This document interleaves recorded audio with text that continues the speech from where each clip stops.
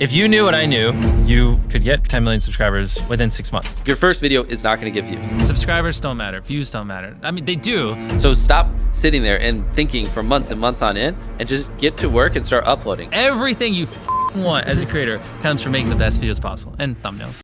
To be honest, this is the best of the best video I've ever watched. Like, Mr. Beast actually shared his life story, how he started from 0 subscriber to 500 million subscriber today. What advice would you give yourself when you were starting out? Your videos suck. You think your videos are good, but they suck.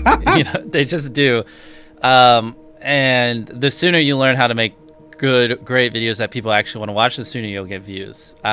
I think is the biggest takeaway. Because like when I was 14, I thought my videos were the best in the world. They weren't. They're terrible. Many people are making way better videos than me, but I didn't think that. And I think, you know, to be successful, you kind of have to have a little bit of that ego where you're like, you know, my content's great and you got to believe in it. But also, like, if you have sub 1,000 subscribers, like, there's a good probability your videos just suck. They just do. And you need to make hundreds of videos or 100 videos. I don't know, depends on the difficulty of your videos. Improve something every time and just like get to the point where they don't. When you make good content, you'll blow up. It's not the algorithm. It's not anything. It's just like me and most people who are in my position, you just make terrible videos. And that's okay, because you got to make a bunch of videos and improve over time to be great. Like, you don't just pick up a baseball and become an MLB level athlete within a year. You know, it takes many years, and YouTube's kind of the same way. A lot of people get analysis paralysis and they'll just sit there and they'll plan their first video for 3 months. And yeah, any of you listening, if you, especially if you have 0 videos on your channel, your first video is not going to get views, period.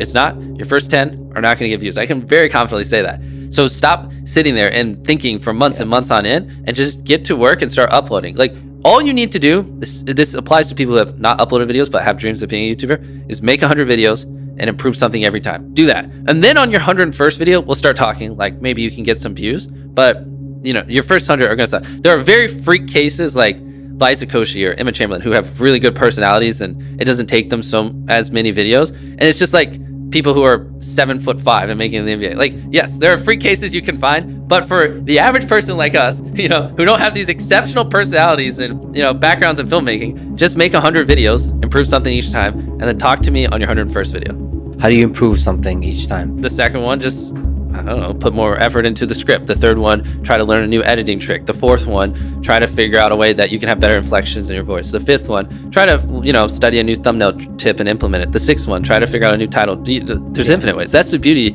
of content creation online. There's literally infinite ways, from the coloring to the frame rate to the editing to the filming to the production to the jokes to the pacing to every little thing can be improved, and they can never not be improved. There's literally no such thing as improve much lower than if it was like a 5-second video. Like, even nuances of the length of the video based against the title will affect whether people want to click it, because sometimes they just don't add up. I mean, it's that, yes, ideally you want it below 50 characters, because above 50 characters on certain devices, you run the chance of it going ... So like, I took a light pole and I saw how many dollar bills I could stack on top, and they would just go ... because it's too long and it can't finish it. And that's the worst thing, because then people don't even know what they're clicking on, and so it's going to do even worse. Short, simple, ideally, and just so freaking interesting they have to click, and it is a good segue into the content, and it represents the length of the content. The more extreme the opinion, typically the higher the click-through rate. If you can like pay it off in the content, then it just supercharges it. So like, oh, so you have a kind of estimate of the extreme. Like this To minimize drop-off, you want to assure them that those expectations are being met.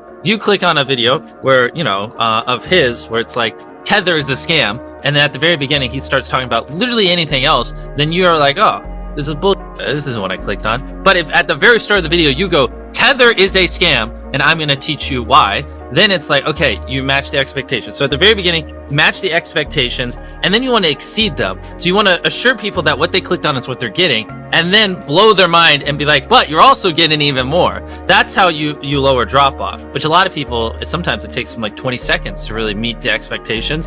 And so you lose, like, that's where you're going to lose everyone. Everyone's videos start like this, and then it levels off. So you want to reduce the amount of people that click off on the audience retention graph. I hope you're popping up graphs while I'm saying this. So water, right? You're like, Fiji water sucks. Yeah, that would do fine. But if you said Fiji water is the worst water I've ever drank in my life, yeah, way more extreme opinion would do way better. But you have to deliver. Yeah, but then you have to deliver, because the more extreme you are, the more extreme you have to be in the video. I heard you guys talking about autoplay on YouTube, yes. and I've never considered it. I've always thought about the thumbnail, but now on YouTube, videos automatically play. Of course. So before you film a video, what is the thumbnail? What is the video? And then what's the first 5 seconds? And then what's the first 30 seconds? You know, by the first 5 seconds is like goes with the thumbnail.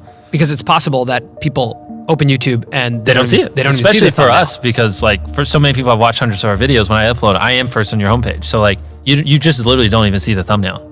Because it autoplays so quickly. So like the thumbnail is irrelevant. I have to like visually convince you to click on the video.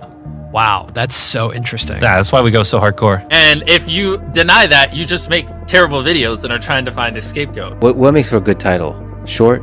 Not just short. It's also, if someone reads it, are they like, do they have to watch it? Is it just so intrinsically interesting that it's just gonna with them if they don't click on it? Like retaining as many people as possible at the start. Because like envision a chart where you lose 35% of your viewers in the first 30 seconds, and then envision one where you only lose 20%. That's 15% more people that are watching, you know, throughout the video than not. And it's not like you made the whole video like a bunch better. You just had a more strategic intro that hooked them. I'm struggling to put this into words and like to really impose how important that is, but like that 15% difference in viewership really does make the difference between hypothetically like 2 million views on a video and like 10 in my head. The thing people undervalue the most is literally the first 10 seconds of the video. Like I think I can quote it.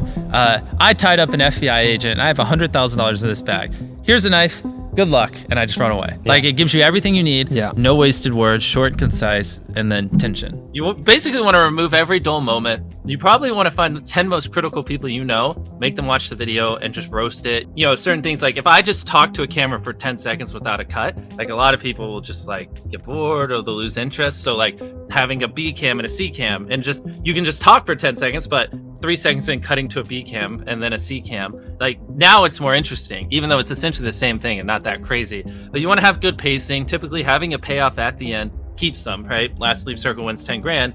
If there is a low moment halfway through, you're going to watch to the end because you want to see who wins the 10 grand. So having a good payoff at the end.